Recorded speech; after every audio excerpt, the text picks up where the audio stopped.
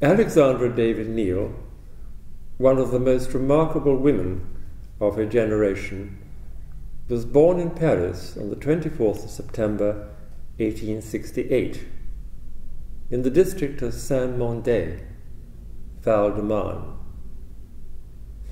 Her parents married at Leuven in Belgium in 1854.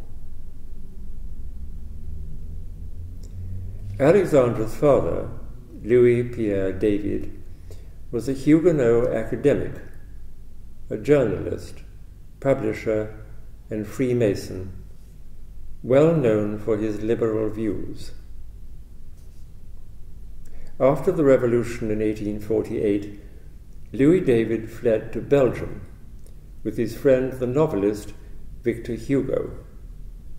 In 1854, Louis married Alexandrine Borgmann, the adopted elder daughter of the mayor of Leuven. The marriage was not a happy one. Louis was creative, modest, and retiring. Alexandrine, a Catholic convert, was rich, assertive, and firmly rooted in the bourgeoisie.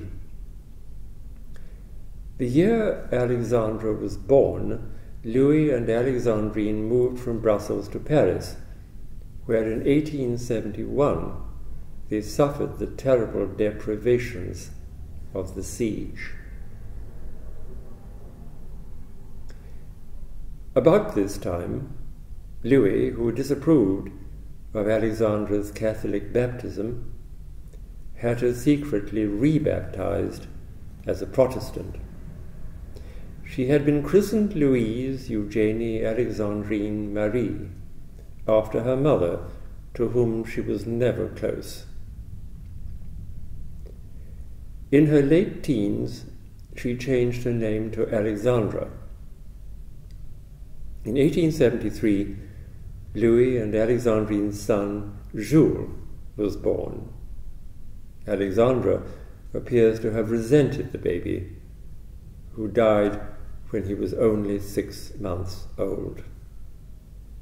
That same year, the Davids returned to Brussels.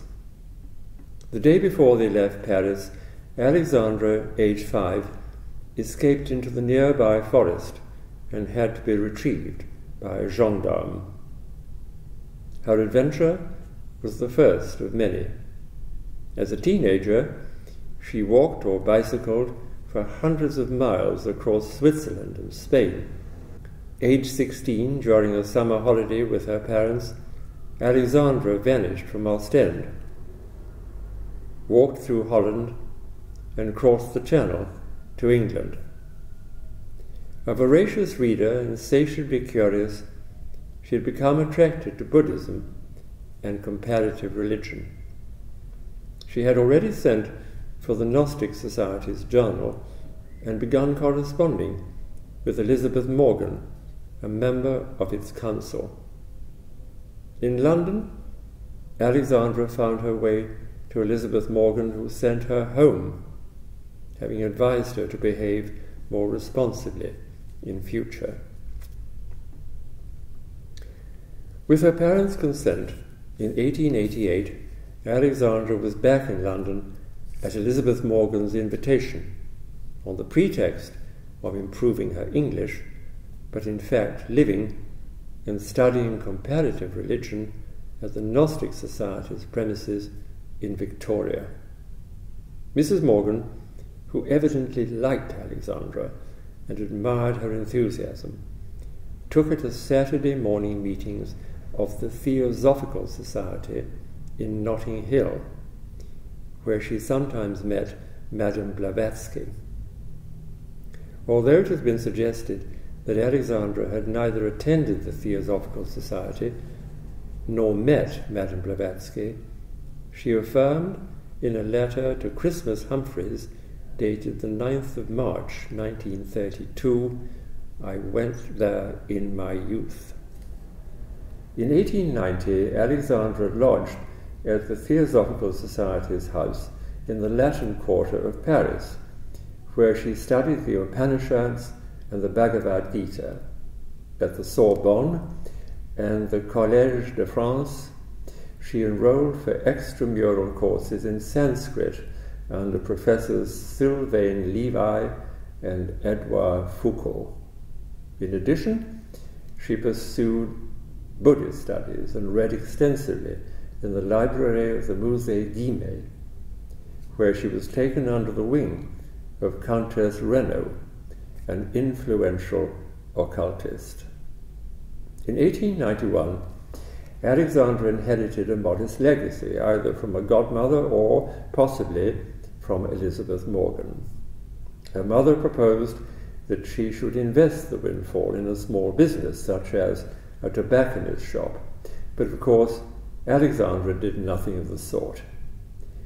She had been mixing with nihilists and anarchists in the Paris salons, where her friends included Gnostics, mystics, and occultists. Besides, she was already experimenting with North African hashish, hoping to induce mystical experiences and visions, neither of which materialized. Instead, Alexandra spent her legacy on an 18-month tour of Sri Lanka and India. In Sri Lanka, she visited Buddhist temples with their garish, yellow-painted statues and displays of lavish offerings. At Varanasi, in India, she studied yoga with a Vedantist guru and philosopher named Bhaskarananda, who was deeply impressed by her obvious attraction to sannyasin, the renunciation of worldly things. Such experiences were described in her book, L'Inde où j'ai vécu, published in Paris 60 years later in 1951. The legacy exhausted, Alexandra returned to Belgium, where she learnt that her mother's investments had been badly affected by a financial crisis in Europe. In consequence, money was no longer available for her expensive music lessons at the Brussels Conservatoire. As a schoolgirl, Alexandra had learnt to play the piano.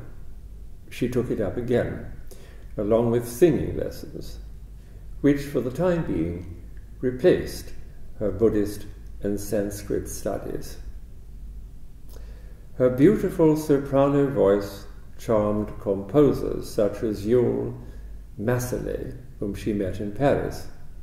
In due course, using the stage name Mademoiselle Myriel, borrowed from Victor Hugo, she played a leading role in operas including Massenet's Manon and the still more demanding Lakmé by Delibes. Alexandra worked hard and lived on a repetitive, Spartan diet of fish and potatoes, yet she found time to write a libertarian essay, Pour la vie, printed in 1898, with a preface by Louis David's friend, the distinguished geographer and freethinker Élisée Reclus, often described as a hymn to life and highly controversial. Pour la vie was inspired by Alexandra's passion for Mo Ti and Yang Chu, 4th century Chinese philosophers whose respective maxims, love thy neighbor and be yourself, had appealed strongly to her. As a young woman in her 20s, Alexandra had to earn her own living. In the world of opera in those days, the best female roles were often given to singers willing to consort with its theatre directors and producers. Alexandra disapproved of this and was determined to succeed based on her musical ability alone. For a while, her life in Paris was difficult. In 1895, she was engaged as première chanteuse by the Opéra Comique at Hanoi and Haiphong in Indo-China. Soon after returning to France, she lived in Paris, then Passy, west of Chamonix, with an Orientalist and composer named Jean Rostand.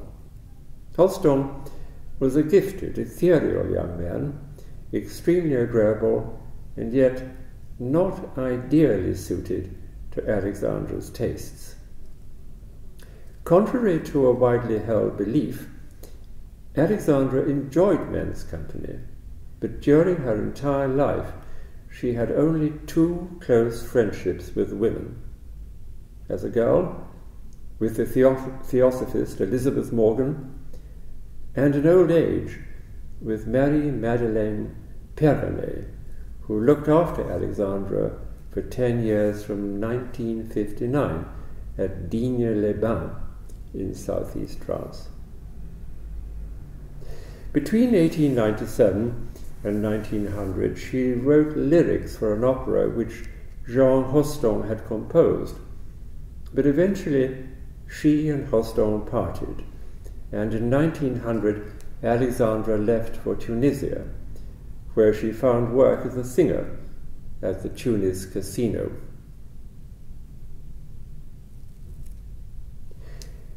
Here she met Philip Neel, a well-to-do railway engineer who had built the line from Tunis to Algiers. Neel was a bachelor, proud of his many affairs. Despite differences of temperament and interest, after a brief, tempestuous romance, in 1904, Alexandra and Philippe were married. They lived together for only 5 weeks, yet as husband and wife they would remain affectionate and utterly loyal, faithful to one another, at least in spirit, for 37 years. In 1904, Alexandra's father, her mentor and soulmate, died in Brussels at the age of 89. Her mother died in 1917. Alexandra now attached her family name to her husband's, and from then on she became known as Alexandra David-Neel.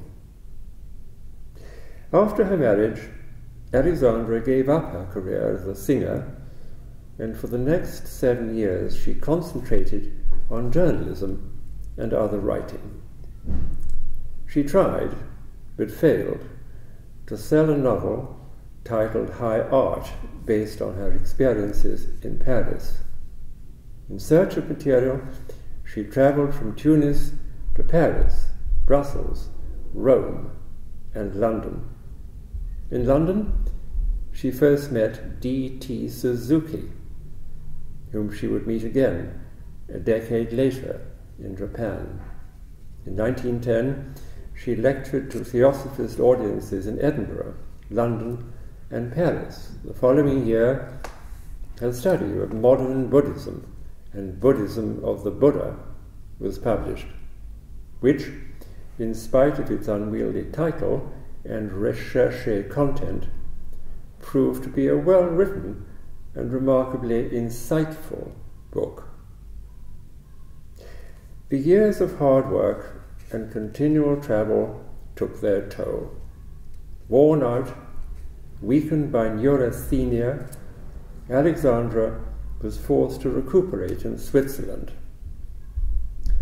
Philip Neel, meanwhile, had the sense and sensitivity to appreciate that Alexandra, whom he adored, would never be the conventional, home-loving wife he had hoped for, and that to keep her, she must have the unrestricted freedom and independence she desired.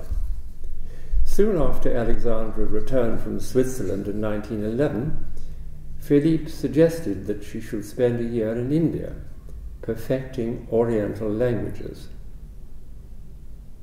When Alexandra joyfully accepted his offer, Philippe could not have guessed that it would be 15 years before he saw his vagabond wife again. Throughout their marriage, Philip Neel encouraged Alexandra's exploits and lent her generous financial support. She corresponded with him regularly and looked forward to his replies. Fortunately for posterity, Philippe preserved Alexandra's letters, which were often filled with detailed observations and helped to authenticate many of the events she describes so vividly in her books.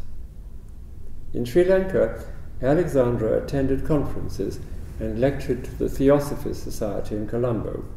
From there, she went on to Madurai in South India and Madras. She condemned as deplorable and antisocial the filthy state of certain Brahmin households she visited. Alexandra was never patronizing, yet she sometimes appeared callous when faced with so much deprivation and misery. Before long, she had installed herself in the Theosophist headquarters at Adya, an impressive building whose architecture mirrored the Trianon of Louis XIV. In this generally peaceful oasis, however, according to Alexandra, lunatics, brandishing lanterns and talking aloud to themselves, roamed about its spacious grounds after dark. There were indeed some strange people living at Adya, among them a Swedish girl who had determined that she would starve herself to the point of death just to see what it felt like. Annie Besant, president of the Theosophist Society, happened to be in England at the time. When she heard of the experiment, she telegraphed the young Swede exhorting her, "One must live," whereupon the girl immediately resumed a normal, healthy diet. In 1911, Alexandra met the 40-year-old Oxford-educated philosopher and mystic Sri Aurobindo Ghosh, who believed that by means of yoga, humanity could attain perfection. A leading figure in India's independence movement, Ghosh was kept under surveillance by the police. As one of his circle, from then on, Alexandra's comings and goings were monitored by Secret Service agents. Far from being a hindrance, this network of informers filed reports confirming Alexandra's activities, and in doing so disproved claims by her critics, including an especially vindictive Frenchwoman who worked for a year as her archivist, suggesting that Alexandra was a fraud. At Calcutta, Alexandra photographed pariah dogs scavenging corpses on the riverbank. This evidently offended other European onlookers, since she wrote to Philip Neel commenting that Westerners have peculiar ideas about death. Accompanied by Sir John Woodruff, who wrote on esoteric themes under the pseudonym Arthur Avalon, she witnessed rites celebrating the 5 tantric elements: earth, air, fire, water, and sex. In old age, Alexandra hinted to a friend that she had taken an active part in tantric sex rites, but she may have invented this to shock her listener, who was a respected French physician and Buddhist scholar.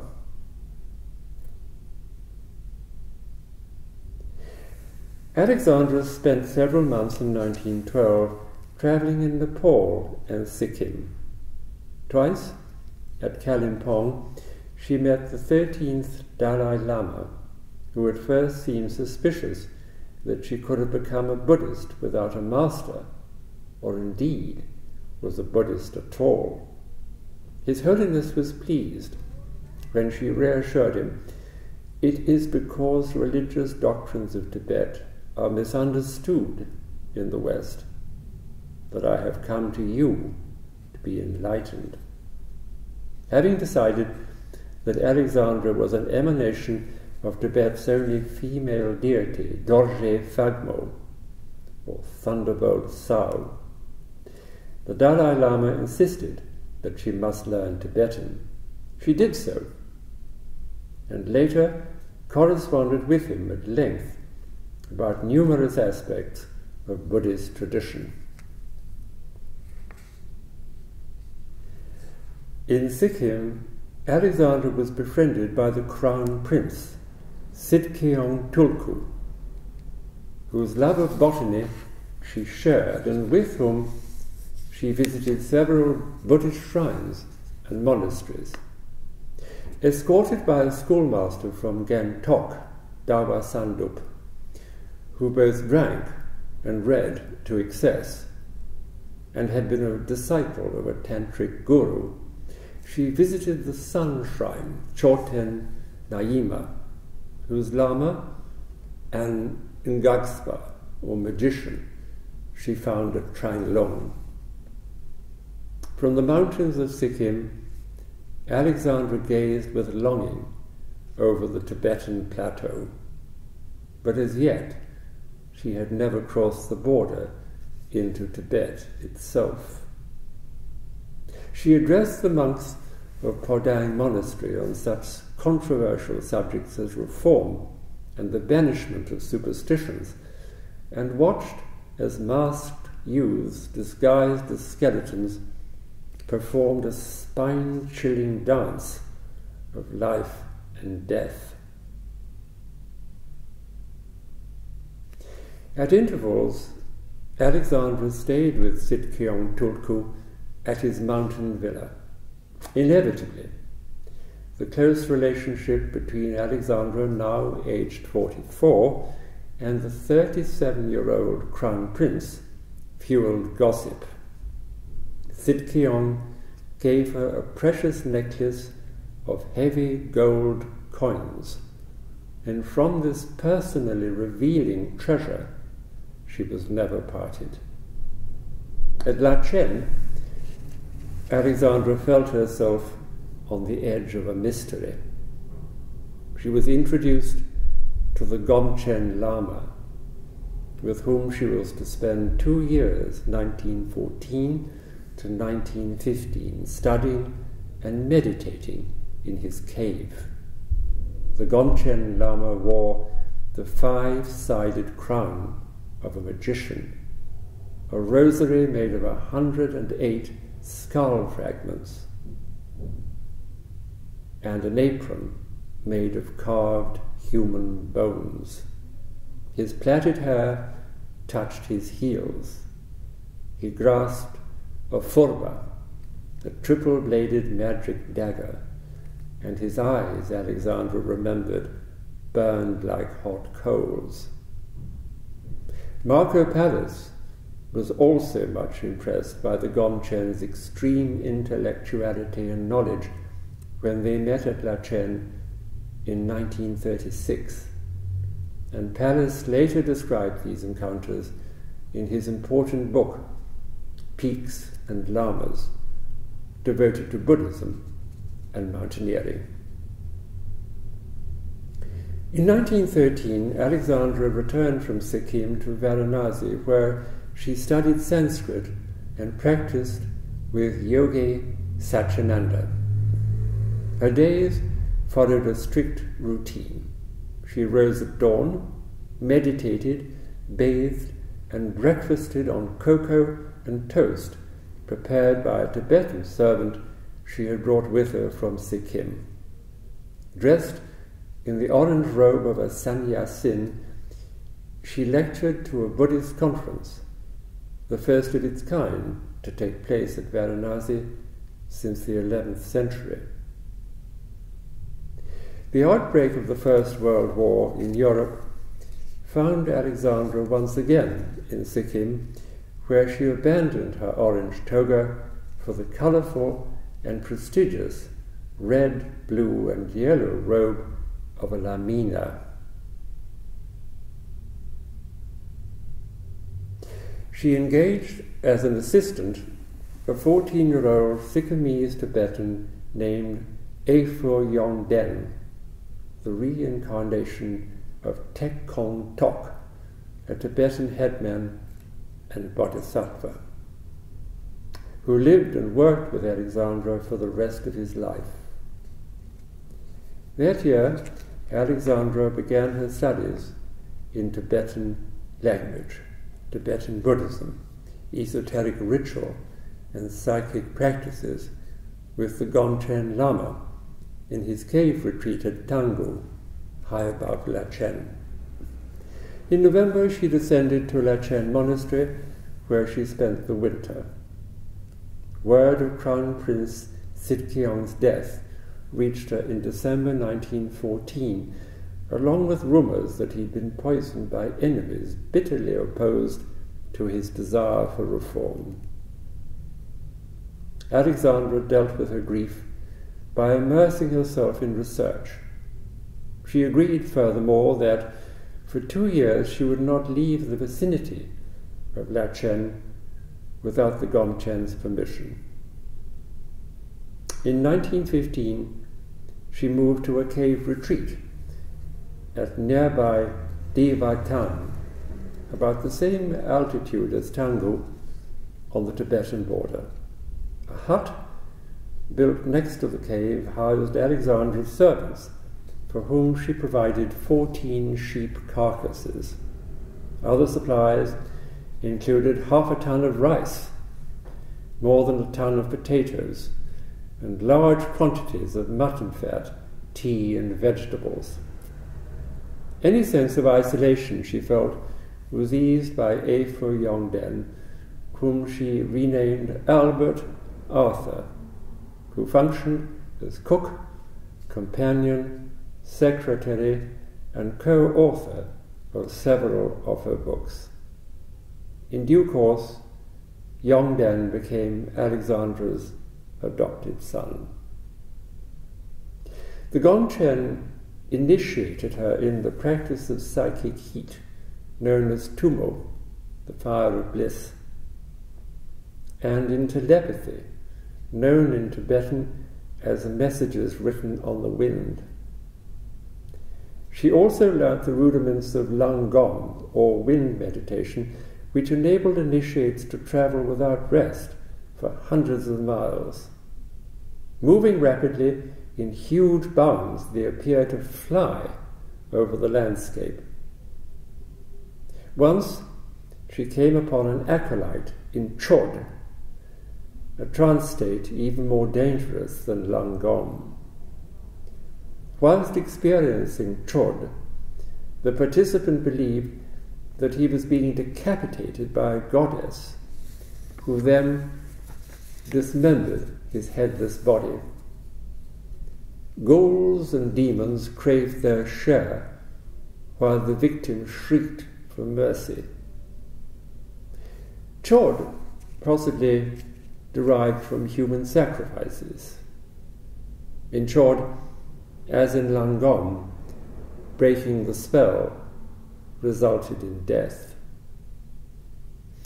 During her lengthy initiation in the art of tumo, the Gomchen Lama commanded Alexandra to bathe naked in an ice-cold stream at an altitude of almost 10,000 feet, and to spend the night undressed and undried in meditation. Alexandra caught a bad cold, but survived the experience, thanks perhaps to the approach of spring, to sheer willpower, and to the fact that due to her mainly sedentary life at the cave, she had put on weight. In fact, ever since she was a girl, to her irritation, she had gained weight only too readily. The Gomchen Lama admired Alexandra's dedication and was pleased with her excellent progress, so much so that he gave her a Tibetan name which approximated to Lamp of Wisdom. When Alexandra confided that she meant to write a book about her experiences, the Gomchen told her that laymen were only interested in sensational rubbish. Undeterred, she wrote 2 books, Magic and Mystery in Tibet which spread her fame worldwide, and secret oral teachings in Tibetan Buddhist sects, published when Alexandra was almost 83. Without permission from the political officer, Charles, later Sir Charles Bell, whom she had met 4 years previously in Gangtok, Alexandra crossed in 1916 from Sikkim to Tibet. She visited Shigatse and stayed at Tashalumpu Monastery, a vast monastic city of red and white houses, peopled by 3,800 monks and presided over by the Panchen Lama, from whom she received the equivalent of an honorary doctorate. When the Panchen Lama invited her to stay indefinitely at Tashalumpu, Alexandra politely refused. Besides, reports of her journey to Shigatse had reached Charles Bell, who ordered her to leave Tibet immediately. Alexandra obeyed, but to her distress, she later discovered that Bell had fined as a punishment the many well-meaning Tibetan villagers who had helped her. Alexandra and Yongden travelled in 1917 from India by way of Burma and Indo-China to Japan, Korea, and mainland China. At Kobe, in Japan, she heard Ekkai Kawaguchi's thrilling account of his journey in 1901 to Lhasa in disguise, and she renewed her acquaintance with D.T. Suzuki, whom she had met in London. Japan's rain and damp brought rheumatism, depression, and neurasthenia, from which Alexandra had suffered at intervals since her youth. Rest and meditation among ascetics at Panya-am, Monastery of Wisdom in Korea, and Paling-se in Beijing, left her stricken by gout, whose stabbing pains hurt like lashes from a whip. Thanks to the French ambassador in Beijing, as soon as she felt well enough to travel, Alexandra, accompanied by 2 lamas, joined a large merchant caravan on its way from Beijing to Amdo, near Lake Koko Nor, on the Kansu border. During the journey, Alexandra ate bad food, slept on the ground, and got severely sunburnt. But memories of these hardships vanished the moment she saw the shimmering golden roofs of Kum Bum Monastery, her objective, of which she had heard tantalizing rumors in Japan and made up her mind to visit. The name Kumbum translates as 100,000 enlightening images of the Buddha, and these images were imprinted miraculously on the leaves of a scented sandalwood tree which marked the birthplace of Tsongkampa at Kumbum in 1357 AD. In James Hilton's immensely successful novel, Lost Horizon, Kumbum achieved popular fame as Shangri-La, a hidden paradise and the source of eternal life. As a prescription for longevity, Alexandra in her 90s instead recommended study and hard travel.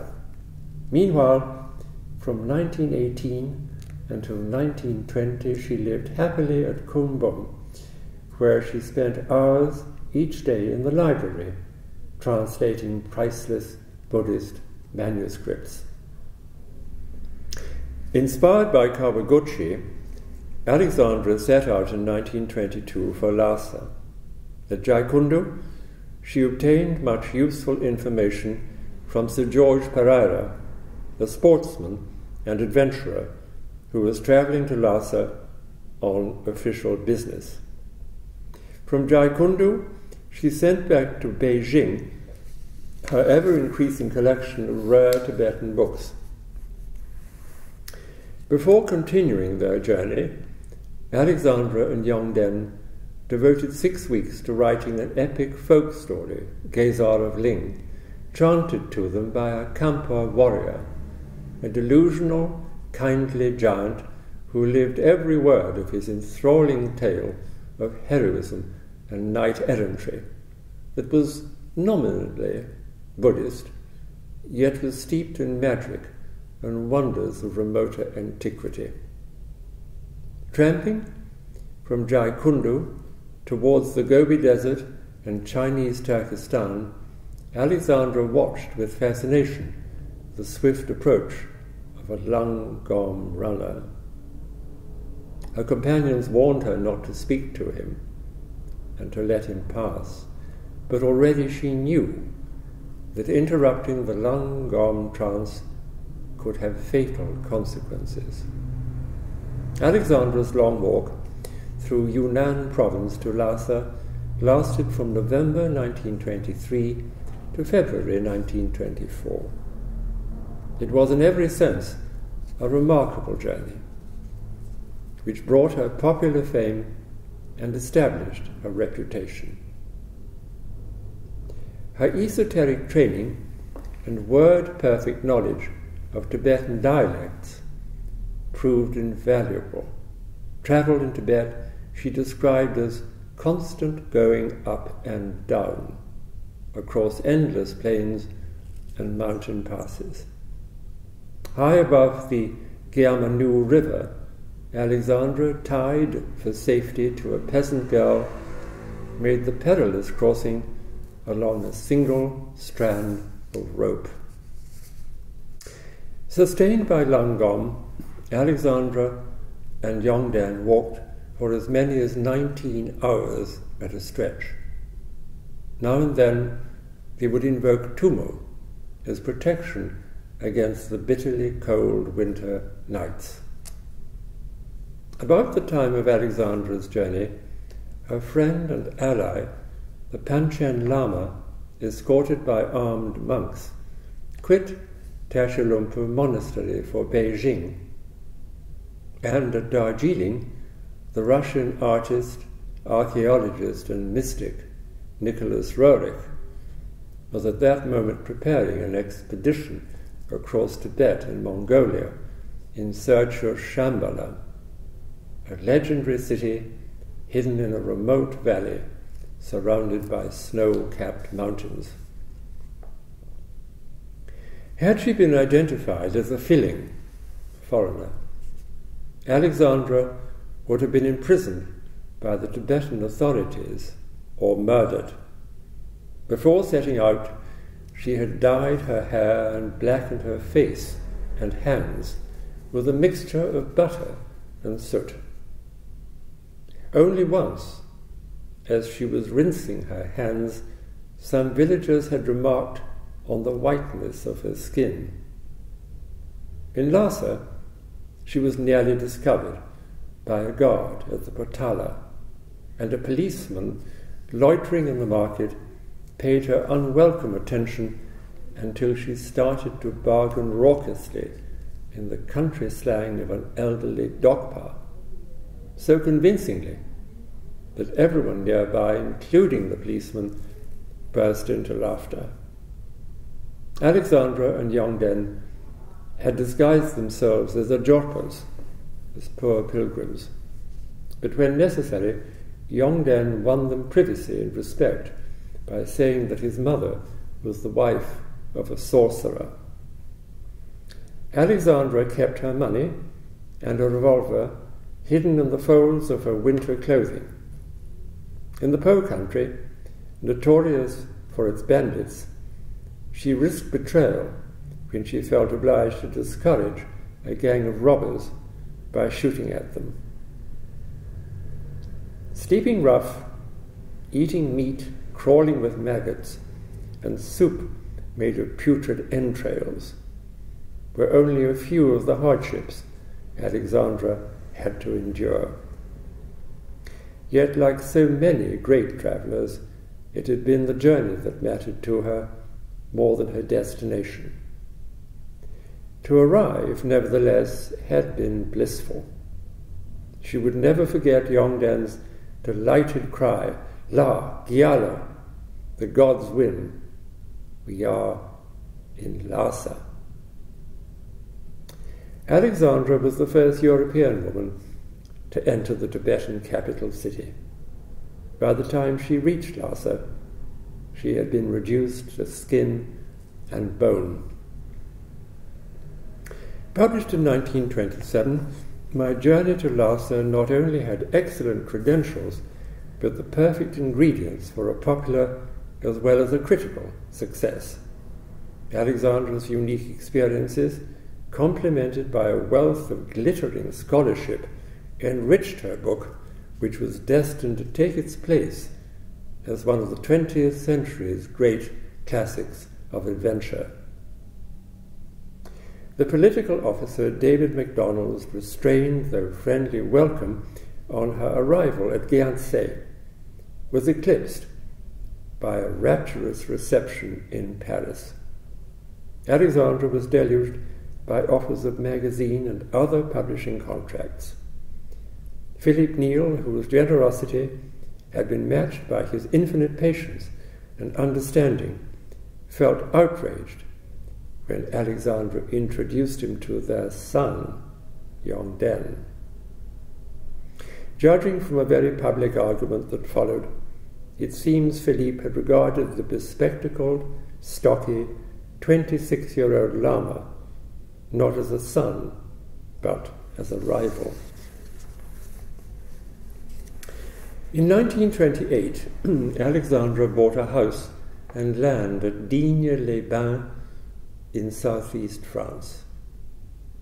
Saint-Tenzon, fortress of meditation, became her refuge for the next 40 years, a base from which she continued to travel, and a quiet haven where she wrote and studied.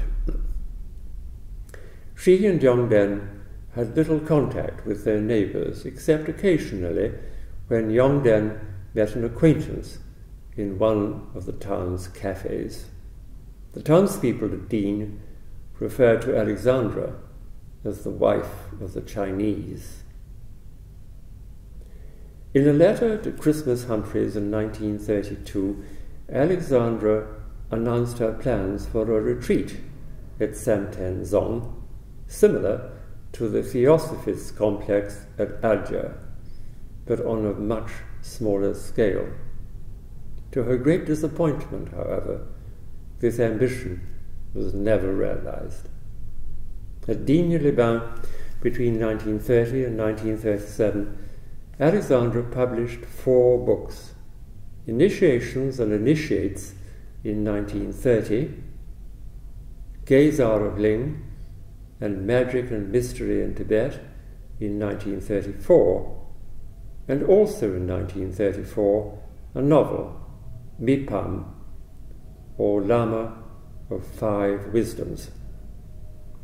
She felt piqued by the success in 1933 of James Hilton's bestseller, Lost Horizon, which may have been based partly on Alexandra's journeys, and one of his characters, Miss Bricklow, on Alexandra herself. Mipam she had written in collaboration with Yongdan, and it was utterly authentic, which Hilton's novel certainly was not. Even so, Mipam failed to excite its readers and faded into obscurity. The book's theme was optimistic. Mipam's childhood sweetheart, Dolma, sacrificed herself so that Mipam might be elevated to become the Lama of 5 Wisdoms. Dolma and Mipam had known each other from previous lifetimes, and they were assured that they would be reunited in the next. A second novel, Magie d'amour et magie noire, was written in 1937 at Taiwan in southern China, where Alexandra worked throughout heavy air raids by Japanese bombers. she and Yongden had arrived in Peking at the outbreak of the Second Sino-Japanese War. They escaped south along a dangerous road, but the overloaded cart in which they were travelling overturned, and Alexandra was injured. She recovered using an exteriorization formula acquired years earlier from the Gomchen Lama. Horrid, magical practices described in Magie d'amour et magie noire, Alexandra may have learnt before fleeing Pu Sa Ting monastery at Wu Taishan near Beijing. In Magie d'amour et magie noire, the brigand hero's father, a demon, ravishes his son's lover. The novel, in essence, suggests that romantic love is an illusion, an impediment to enlightenment. But if Alexandra's readers wondered, was she writing from bitter experience? What could they have made of her gruesome tales of Bon priests who sought by magic to distill from the putrefying remains of human sacrifices an elixir of immortality?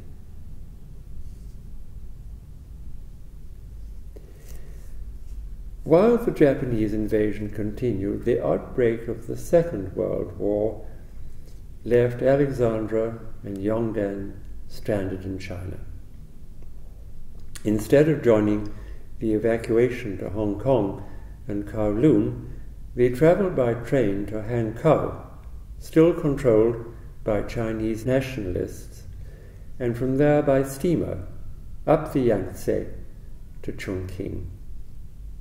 For much of the next 5 years, they lived in tolerable conditions, quite secure in a disused granary attached to the French medical mission at Chengdu, a town often spoken of as Little Beijing. When eventually the Japanese bombed Chengdu, Alexandra moved to Tachinlu on a freezing high plateau, where she suffered from arthritis, but managed to write Sous les nuées d'orage, rendered as storm clouds by Violet Sidney, her English translator. Having braved the Japanese invasion of China to reach Chengdu, Violet returned home with Alexandra's manuscript, chaperoned for part of the way by Lolo bandits. The extraordinary story of Violet Sidney's journey from Chengdu was to remain for years as much a mystery as Alexandra's reason for visiting China's western borderlands in wartime. According to one source, Alexandra had asked permission to research and write a Tibetan grammar, but in reality she had been paid 30,000 francs a year by the Vichy government to supply the French consul at Chengdu with highly sensitive information. Besides her salary, in 1938 Alexandra had received 10,000 francs from Philip Neel. Little wonder, therefore, that John Blofeld found her living in relative comfort when they met at Chengdu in 1944. News of Philippe Neel's death in February 1941 had left Alexandra heartbroken and ill. For a while she refused all food, and as well as nausea and a debilitating bout of chronic neurasthenia, she complained of severe pain in her bowels and kidneys. Exhausted and depressed, she wrote, "I should have died in my tent in the Tibetan solitudes." In 1945, she and Yongden were flown by the French government to Kunming. From Kunming they flew to Calcutta, where they stayed for 9 months at the Grand Hotel before travelling back to France in June the following year. Having settled herself once again at Samten-zong, Alexandra worked tirelessly on translations and books about India and Nepal that were far more explicit and personal than any she had written during Philippe Neel's lifetime. Yongden, meanwhile, found little, if anything, to do. He had collaborated with Alexandra on the last of their 3 folk romances, The Power of Nothingness, a suspense novel whose chief character, Munpa, tracks his guru's murderer through eastern Tibet and the Gobi Desert. To Alexandra's distress, Yongden had begun drinking and was becoming insupportable. Although some people insisted that he had acclimatized very easily to his life in France, at Digne-les-Bains he lived as an exile in a foreign land. Homesick and disenchanted, Lama Yongden died aged 56 in October 1955. Having lost Philippe Neel, her emotional crutch and provider, and Yongden, in whom she had invested so much affection, belief, and trust, Alexandra filled the void by a surfeit of intellectual and creative work.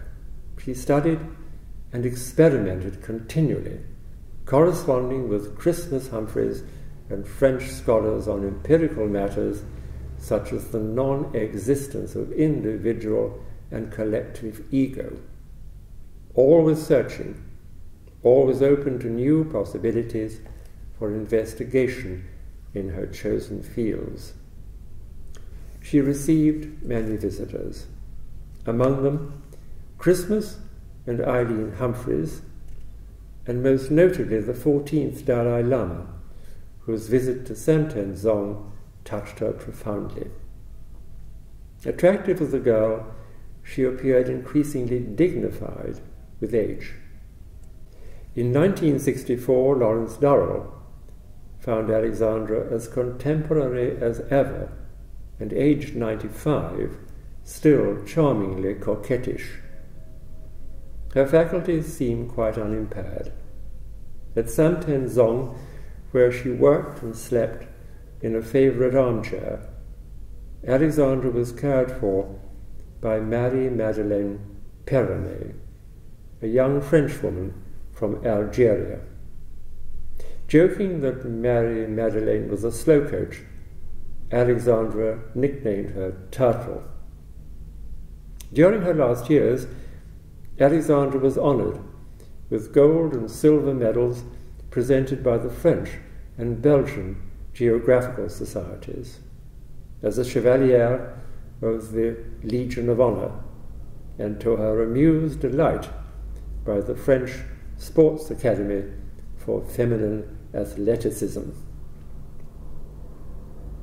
As a gesture of defiance, some months before her death, she renewed her passport for a journey with Mademoiselle Perronnet to New York and Beijing.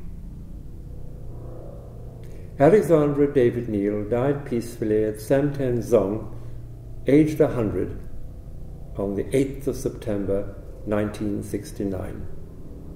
Her body was cremated at Marseille.